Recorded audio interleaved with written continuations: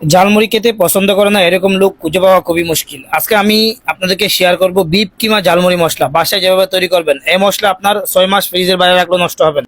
তার জন্য প্রথমে 1 টেবিল চামচ ধনিয়ার গুঁড়া, হাফ টেবিল স্পুন একটু কম হলুদের গুঁড়া, 1 টেবিল চামচ জিরার গুঁড়া, 2 টেবিল চামচ গুঁড়া মরিচ, এগুলি আমি এখানে পানি দিয়ে ভালোভাবে মিক্স করে রেখে দিব।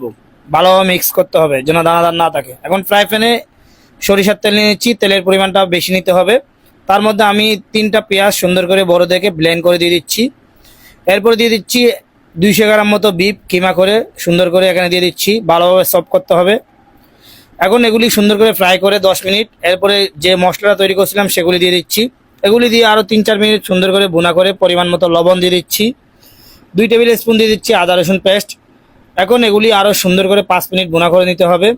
যখন একেবারে কালো কালার চলে আসবে তখন আমি এখানে দিয়ে দিব মিক্স গরম মশলা, হাফ টেবিল স্পুন একটু কম। এগুলি দিয়ে আরো 5 মিনিট রান্না করে নিব। যখন এরকম কালার চলে আসবে তখন উঠাই নিব। এই মশলাটা আপনি ফ্রিজের বাইরে 6 মাস রাখলেও নষ্ট হবে না। এখন ঝালমুড়ি কিভাবে মাখাবেন, এখান থেকে 1 টেবিল স্পুন হালকা একটু কাঁচামরিচ, ধনিয়া পাতা কুচি, পেঁয়াজ, হালকা একটু লেবুর রস, এখন মিক্স করে আমি মুড়ি দিয়ে দিচ্ছি। মুড়িগুলি দিয়ে সুন্দর করে মাখাই নিব। এই মুড়িটা আপনার 10 মিনিট পর্যন্ত মশমশা থাকবে। আর রেসিপিটা ভালো লাগলে অবশ্যই পেজটা ফলো দিয়ে সাথে থাকবেন। আল্লাহ হাফেজ।